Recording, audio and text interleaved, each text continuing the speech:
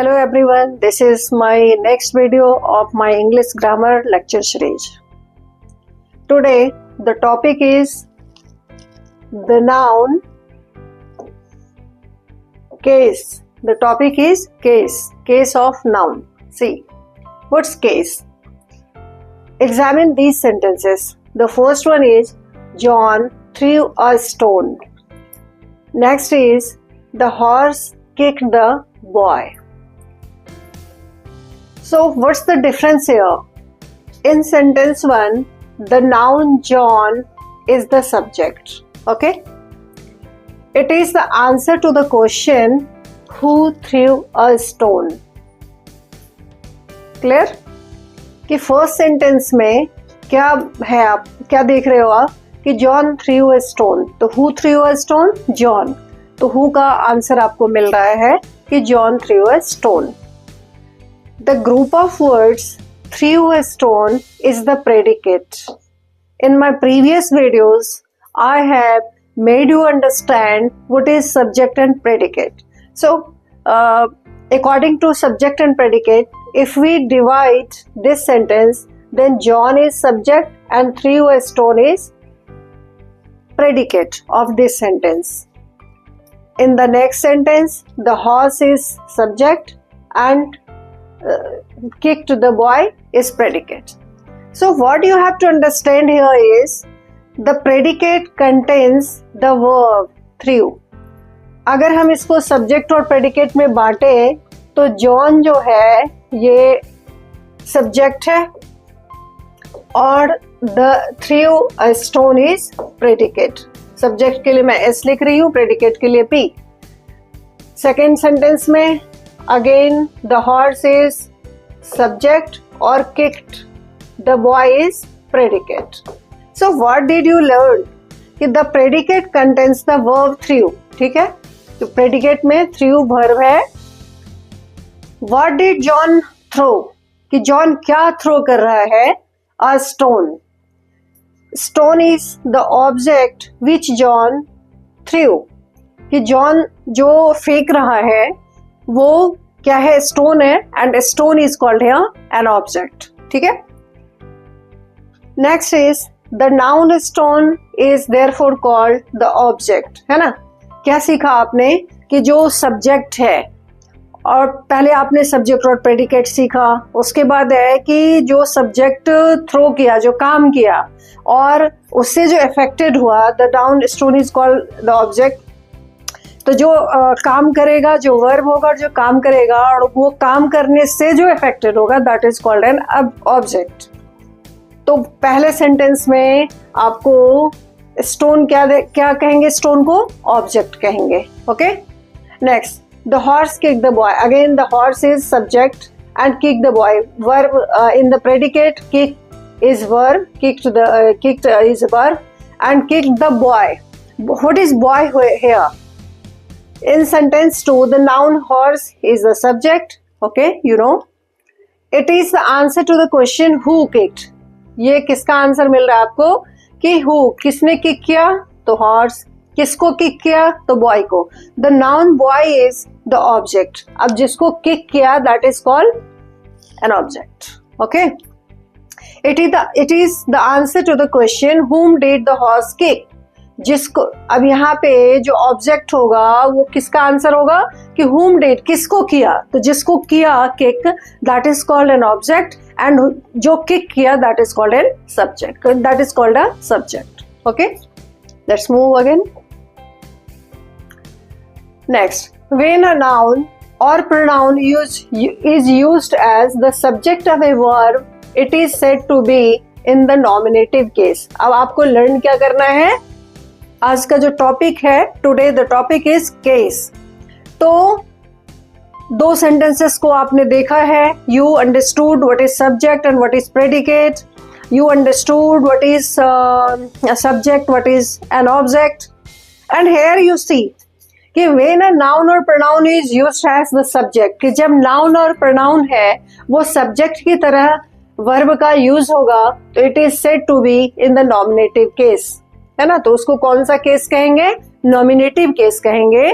जब सब्जेक्ट जो है सब्जेक्ट ऑफ ए वर्ब, जो वर्ब है उसका सब्जेक्ट अगर नाउन और प्रोनाउन की तरह यूज किया गया है सेंटेंस में, तो वो नॉमिनेटिव केस में कहा जाएगा, बोला जाएगा, लिखा जाएगा, कहेंगे उसको। नेक्स्ट, व्हेन अ नाउन और pronoun is used as the object of a verb, जब नाउन और प्रोनाउन ऑब्जेक्ट की तरह यूज किया जाएगा सेंटेंस में, तो it is said to be in the objective और एक्यूजेटिव केस। तो दो केस अभी लर्न किया आपने। पहला नॉमिनेटिव, तो नॉमिनेटिव का डेफिनेशन क्या है कि अगर वर्ब का जो सब्जेक्ट है वो नाउन और प्रोनाउन, नाउन और pronoun it is said to noun और प्रोनाउन जो है वो एज ए सब्जेक्ट अगर वर्ब में यूज हुआ है, वर्ब के साथ यूज हुआ है, तो that is called in nominative case. और अगर ऑब्जेक्ट की तरह नाउन और प्रोनाउन यूज हुआ है सेंटेंस में, तो that is called in objective case. और ऑब्जेक्टिव केस का दूसरा नाम एक्यूजेटिव केस भी कहते हैं। Clear? Here is the note, to find the nominative put who, कि अगर आपको सेंटेंस में नॉमिनेटिव केस फाइंड करना है तो यू पुट हु, हु का जिसमें जवाब हो, तो that is called in nominative case. और व्हाट, नेक्स्ट इज हु और व्हाट, दो का जो जवाब आपको सेंटेंस में मिलेगा that is called nominative case. Okay, before the verb, और किसके पहले होगा ये? वर्ब के पहले। वर्ब के पहले सेंटेंस में हु और व्हाट का जो जवाब मिलता है आपको, that is called in nominative case. Okay, next, to find the accusative, nominative आपने फाइंड समझ लिया कि हु और व्हाट का आंसर होगा, और एक्यूजेटिव केस जो होगा पुट हुम और व्हाट। अब इसके लिए एक्यूजेटिव फाइंड करने के लिए किसका आंसर आपको ढूंढना है? हुम और व्हाट का सेंटेंस में बिफोर द वर्ब, ठीक है, and it's subject, before the verb and it's subject, ठीक है। तो नॉमिनेटिव केस का पहचान क्या हुआ कि you will find the answer of who and what, and the accusative case का क्या पहचान हुआ कि you will find the answer of whom or what. Okay?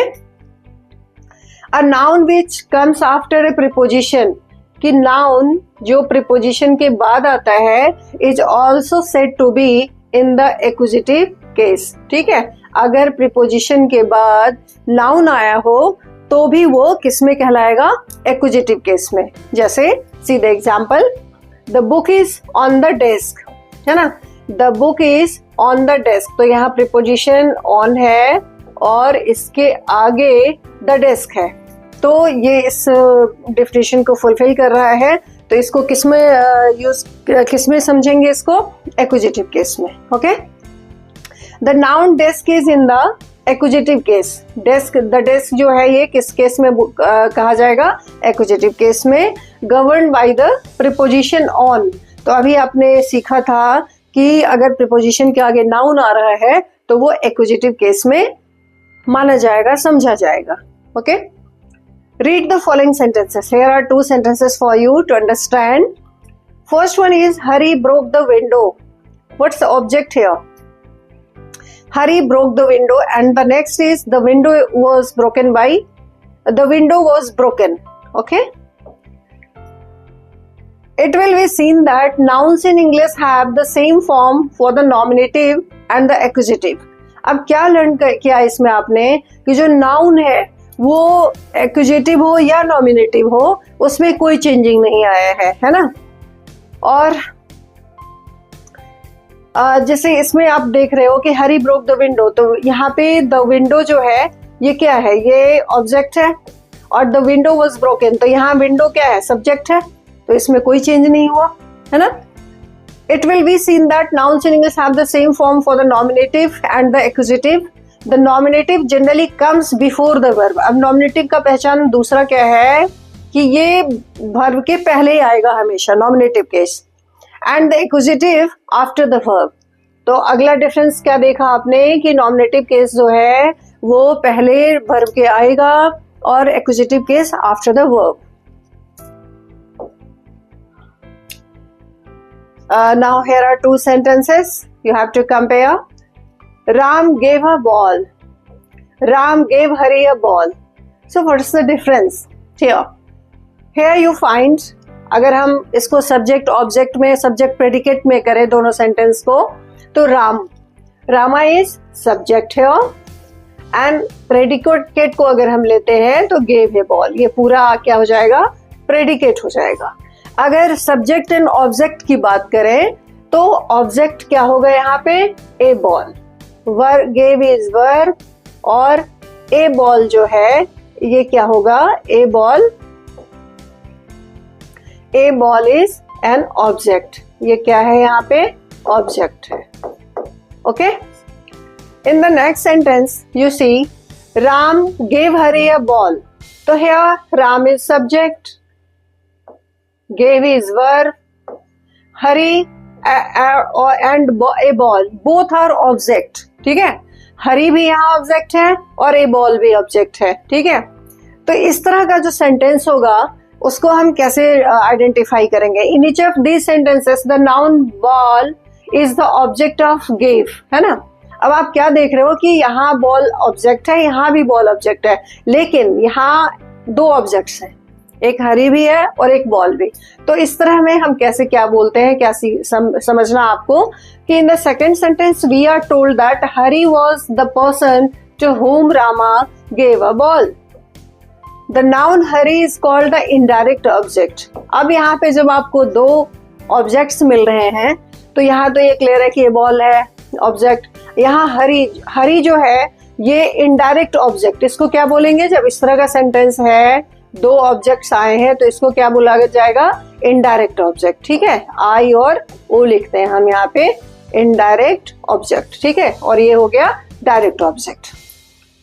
The noun ball the ordinary object is called the direct object. ठीक है, जब इस तरह से होगा, दो ऑब्जेक्ट्स होंगे तो जो पहला वाला होगा जो वर्ब के जस्ट बाद में, और वो नाउन होगा वर्ब के जस्ट बाद में, वो कहलाएगा इनडायरेक्ट ऑब्जेक्ट, और जो उसके बाद का होगा वो डायरेक्ट ऑब्जेक्ट। ठीक है, it will be notice that the position of the indirect object is immediately after the verb. क्या है इसका पहचान है होगा इनडायरेक्ट ऑब्जेक्ट का, it will be immediately after the verb, before the direct and before the direct object के पहले और वर्ब के जस्ट बाद में होगा। तो ये पहचान है इनडायरेक्ट और डायरेक्ट ऑब्जेक्ट का। Now examine the sentence, this is Ram's umbrella. दो केस आप समझ लिए होंगे, एक नॉमिनेटिव केस, दूसरा एक्यूजेटिव केस, है ना। Next is here you have to see this is Ram's umbrella. Ram's umbrella, the umbrella belonging to Ram. यहाँ पे क्या सो हो रहा है इस सेंटेंस में कि this is Ram's umbrella. It means कि Ram's position, Ram has position of umbrella. ठीक है, कि umbrella का वो मालिक है, ओनरशिप है उसकी। The form of the noun Rama is changed to Ram's to show ownership or position, है ना। The noun Ramas is therefore said to be in the possessive or genitive case. ठीक है, जो पोजीशन बताएगा उसको किस केस में हम लेंगे, जेनिटिव केस या पॉजिटिव केस, दोनों इसका नाम है। The positive answers the question whose umbrella, तो रामास, है ना। जो हुज का आंसर देगा उसको हम किस केस में लेंगे, जेनिटिव केस या पॉजिटिव केस में। ठीक है, the positive case does not always denote position. अब यहाँ पे क्या समझना आपको कि जैसे यहाँ आपने देखा कि दिस इज राम्स अम्ब्रेला, तो पोजीशन क्लियर है, लेकिन हमेशा ये पोजीशन ही शो नहीं करेगा। क्या क्या शो करेगा, it is used to denote authorship, origin, kind etcetera. ठीक है, see some examples here. Shakespeare's plays, तो Shakespeare's plays means what, the plays written by Shakespeare, all the plays, है ना। अगर शेक्सपियर्स प्लेज लिखा जाए तो यहाँ पे सिंगल एक प्लेज की बात नहीं होगी, शेक्सपियर का ओनरशिप नहीं होगा। यहाँ पे जितने प्लेज उसने लिखे हैं सबको डिनोट करेगा, है ना। द ए मदर्स लव, तो ए मदर्स लव कोई पर्टिकुलर एक माँ के प्यार का इजहार नहीं करेगा। The love felt by a mother को डिनोट करेगा, यहाँ कोई पोजीशन की बात नहीं हो रही है। The president's speech, the speech delivered by the president. Mister Agarwal's house, It means the house where Mr. Agarwal lives. Ashok's school, the school where Ashok goes. A children's playground, a playground for children. A week's holiday, holiday which lasts a week. तो क्या देखा आपने कि possession के अलावा आपको क्या क्या शो करेगा ये एक्विजिटिव केस? तो ऑथरशिप, ओरिजिन, काइंड, है ना. Formation of the positive case. अब यहाँ कुछ रूल्स हैं कैसे हम पॉजिटिव केस को बनाते हैं. When the noun is singular the positive case is formed by adding s, apostrophe s इसको बोलते हैं. ये साइन है एपस्ट्रॉफी का, एस टू द नाउन, है ना. कि जब नाउन सिंगुलर नंबर में हो तो सिर्फ ये एपस्ट्रॉफी एस लगा के आप पॉजिटिव बनाते हो, एक्विजिटिव बनाते हो, सॉरी पॉजिटिव जेनेटिव बनाते हो आप इसको, ठीक है. जैसे the boys book, the Kings crown, तो इसका मतलब क्या हुआ, ये पोजीशन शो कर रहा है इसका. तो हमने बॉय में एपस्ट्रॉफी एस को ऐड किया तो ये लड़के का बुक पोजीशन शो किया. The letter is omitted in a few words where too many hissing sounds would come together. ठीक है. अब कह रहे हैं कि लेटर एस, जैसे फॉर कॉन्साइंस, यहाँ पे ऑलरेडी एस का साउंड आ रहा है तो यहाँ सिर्फ हम एपस्ट्रॉफी लगाएंगे, ना कि एस को ऐड करेंगे पोजीशन बताने के लिए. तो फॉर कॉन्साइंस से, फॉर गुडनेस, यहाँ गुडनेस में भी एस आना चाहिए था बट यहाँ हिसिंग साउंड एस का ज्यादा है, दैट्स वाई सिर्फ एपस्ट्रॉफी लगाएंगे, लेकिन गुड सेंस इसका पोजीशन का होगा. For justice sake, for Jesus sake, Moses laws. ठीक है, तो ये सब आपको समझना है. Next is when the noun is plural. अब जब सिंगुलर था तो हम इस तरह से पॉजिटिव केस बनाए थे, फॉर्म किए थे. When the noun is plural and ends in s, कि प्लूरल हो और एस से एंड हो रहा हो तो the positive case is found by adding only an apostrophe. तो सिर्फ हम एक एपस्ट्रॉफी ऐड कर देते हैं पोजीशन को शो करने के लिए. जैसे बॉयज ऑलरेडी प्लूरल फॉर्म में है तो यहाँ एस को ऐड नहीं करेंगे, only apostrophe. School, boys school, girls school, horses tail. ठीक है, तो यहाँ हॉर्सेस में ऑलरेडी प्लूरल है, यहाँ पे एपस्ट्रॉफी डालने से पोजीशन को शो करेगा ये. ठीक है. When the noun is plural. अब नेक्स्ट है कि when the noun is plural but does not end in s. S कि प्लूरल है लेकिन एस से एंड नहीं हो रहा है, the positive sign is formed by adding s. ठीक है. एक तो नियम सीखा आपने कि प्लूरल हो और एस से एंड कर रहा हो तो वहां सिर्फ आपने एपस्ट्रॉफी का साइन लगाया पॉजिटिव केस बनाने के लिए. और नेक्स्ट कह रहा है कि वो प्लूरल फॉर्म में है लेकिन अगर एस से लास्ट नहीं, एंड नहीं हो रहा है वर्ड नाउन, तो वहां क्या करना है आपको. जैसे मेन है तो मेन तो प्लूरल फॉर्म में है तो यहाँ आपको एपस्ट्रॉफी के बाद एस पुट करना है. ठीक है. Next is children's book. यहाँ भी प्लूरल फॉर्म है लेकिन एस से एंड नहीं हो रहा है तो एपस्ट्रॉफी एस लगा के आपने इसको पॉजिटिव केस बनाया. Next, use of the positive case. अब पॉजिटिव केस का हम यूज कैसे करते हैं. The positive case is now use chiefly with the names of living things. ठीक है. जो एपस्ट्रॉफी एस ऐड करके आपने पॉजिटिव केस बनाना सीखा तो वो कहा जा रहा है यहाँ पे कि वो ओनली लिविंग थिंग्स के साथ ही हम कर सकते हैं, है ना. नॉन लिविंग को कैसे हम पॉजिटिव बनाने के लिए का बताने के लिए यूज करेंगे. तो here are some examples. See chiefly the names of living things as the governor's bodyguard, तो गवर्नर लिविंग थिंग्स हो गए. द लायंस मैन, ये भी लिविंग है तो ठीक है, हमने एपस्ट्रॉफी एस लगाकर पॉजिटिव केस बना दिया. But we must say the leg of the table. अब हम टेबल का पैर कहेंगे, leg of the table is correct, not table's leg, because it's non living, है ना. यही सीखना आपको. The cover of the book, not the book's cover. ये अगर हम ऐसे लिखते हैं तो it's incorrect, it's incorrect, it's incorrect. सही फॉर्म क्या है. The leg of the table, the cover of the book, the roof of the house. तो क्या सीखा आपने कि लिविंग थिंग्स को पॉजिटिव बनाने के लिए एपस्ट्रॉफी एस पुट करेंगे और नॉन लिविंग के लिए ओएफ ऑफ का यूज करेंगे पॉजिटिव बनाने के लिए. But the positive is used with the names of personified objects. अब यहाँ पे क्या चीज सीखना आपको कि अगर पर्सनिफाई किया गया हो तो वहां भी आप एपस्ट्रॉफी एस लगा सकते हो. नॉन लिविंग थिंग्स को अगर पर्सोनिफाई किया गया हो तो वहां आप एपस्ट्रॉफी एस लगाकर पॉजिटिव केस बना सकते हो.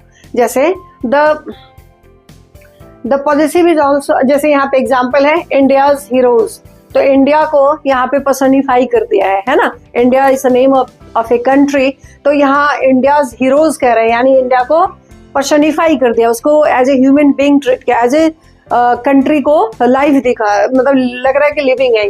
नेचर्स लॉज, यहाँ भी fortunes favour, favourite, duties call, तो ये जब पर्सनिफाई करेंगे नॉन लिविंग को तो उसमें हम एपोस्ट्रोफी एस लगाकर पॉजिटिव बनाएंगे। Clear? The positive is also used with nouns denoting time. अब पॉजिटिव जो है वो किसको बनाएंगे, जैसे टाइम, स्पेस और वेट को हम एपोस्ट्रोफी एस लगा के उसको पॉजिटिव केस बना सकते हैं। किसको? तो टाइम को, टाइम, स्पेस, वेट, जैसे अ डेज मार्च, अ वीक्स हॉलीडे, इन अ ईयर्स टाइम, अ स्टोन्स थ्रो, अ फुट्स लेंथ। ठीक है, तो इस तरह भी अगर है किस चीज के लिए, टाइम, स्पेस और वेट का, तो हम एपोस्ट्रोफी एस लगाकर इसको, सभी नॉन लिविंग है लेकिन इसको हम एपोस्ट्रोफी एस लगाकर पॉजिटिव केस बनाएंगे। The following phrases are also in common use. जैसे अब ये फ्रेज है, अब इसमें देखो, at his fingers end, at his fingers ends, for mercy's sake. अब देखो मर्सी जो है एस से एंड हो रहा है लेकिन एपोस्ट्रोफी एस लगाया यहाँ आपने, यहाँ भी फिंगर्स है, fingers ends, for mercy's sake, to his heart's content, at his wits end, a boat's crew. ठीक है, यहाँ पे at his fingers ends s होगा, एपोस्ट्रोफी एस यूज होगा यहाँ पे।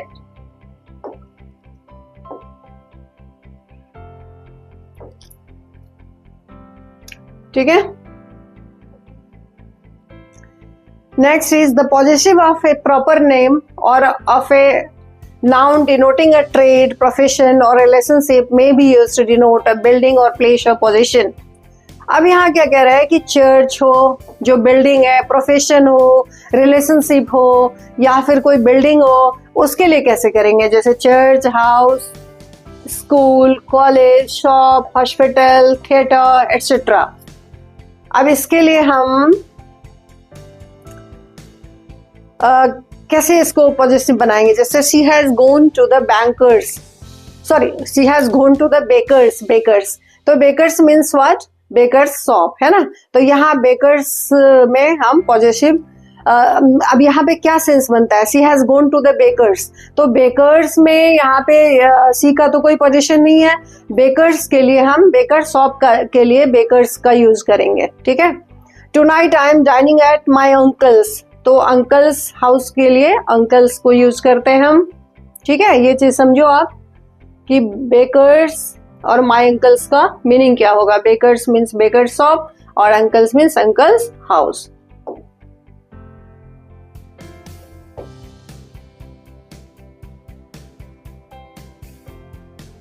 तो ये सारे चीज जो था ये केस से रिलेटेड था और आपने लर्न किया। What did you learn, let me revise it.